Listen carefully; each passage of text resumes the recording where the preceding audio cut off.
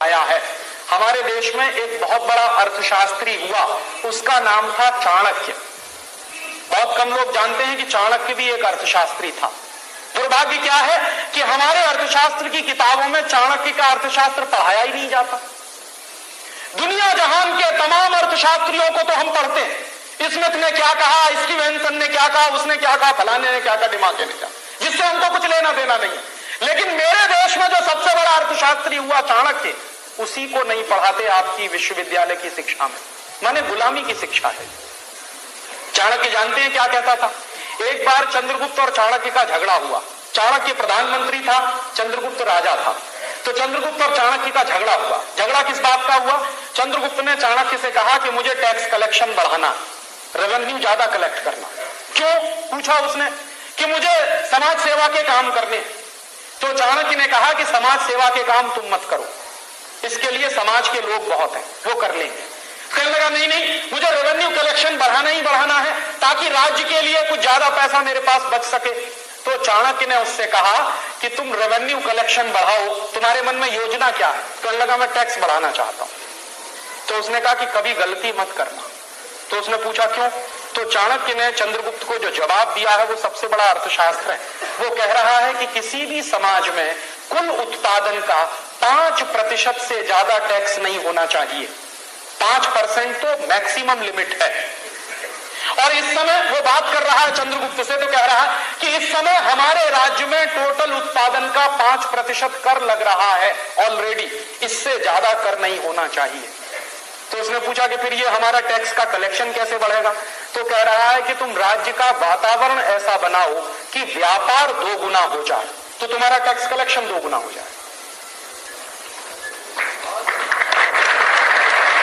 माने तुम व्यापार इतना बढ़ाओ कि वो अभी जो व्यापार चल रहा है उसका 2 गुना हो जाए, तो तुम्हारा टैक्स कलेक्शन 2 गुना हो जाएगा। टैक्स की दर बढ़ाने की जरूरत नहीं है। और वो चेतावनी दे रहा है कि ये गलती मत करना। चंद्रगुप्त ने वही किया, और चंद्रगुप्त ने जो किया उसको भारतीय इतिहास में कहते हैं कि वो गोल्डन पीरियड था, हमारा स्वर्ण युग था। क्यों? क्योंकि वही एक जमाना था जिस जमाने में टैक्स सबसे कम लगता था। और ये जो चाणक्य की फिलॉसफी है कि टैक्स की रेट जितनी कम से कम होगी, टैक्स कलेक्शन उतना ही ज्यादा से ज्यादा होगा, ये भारत सरकार ने आज तक कभी इस्तेमाल नहीं किया। क्योंकि भारत सरकार स्वदेशी है नहीं, ये शरीर से दिखने में स्वदेशी है, इसमें काम करने वाले लोगों की आत्मा विदेशी है। अगर उनकी आत्मा देशी होती तो चाणक्य की इस फिलॉसफी को कब का इस देश में लागू किया गया होता। हमारे देश में एक ही नेता हुआ जिसने चाणक्य की इस आर्थिक फिलॉसफी को पूरी हिम्मत के साथ लागू करने की कोशिश की। शायद उसका नाम आप नहीं जानते होंगे। वो व्यक्ति था गुलाम बख्शी, जम्मू कश्मीर का चीफ मिनिस्टर हुआ। तो जब गुलाम बख्शी जम्मू कश्मीर का चीफ मिनिस्टर हुआ तो चाणक्य के अर्थशास्त्र को उसने पढ़ रखा था। तो चाणक्य के अर्थशास्त्र को पढ़ने के बाद उसने फैसला किया, चीफ मिनिस्टर बन गया, उसके तुरंत बाद उसने फैसला किया कि पूरे जम्मू कश्मीर में टैक्स की रिडक्शन करनी, टैक्स की दर कम करनी। और कितनी कम करनी है? उसने कहा मैक्सिमम 10%, इसके ऊपर नहीं जाना। तो हंगामा मच गया पूरे देश में। क्या हंगामा मच गया?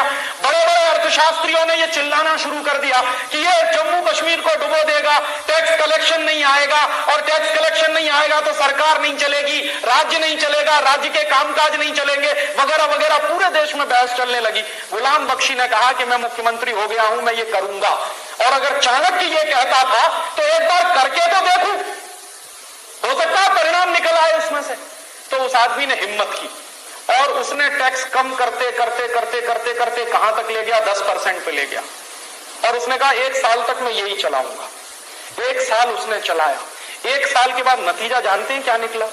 1 साल पहले जम्मू कश्मीर में जितना टैक्स इकट्ठा होता था, जो टोटल रेवेन्यू कलेक्शन था, उसका 300 गुना ज्यादा दूसरे साल में कलेक्ट हुआ।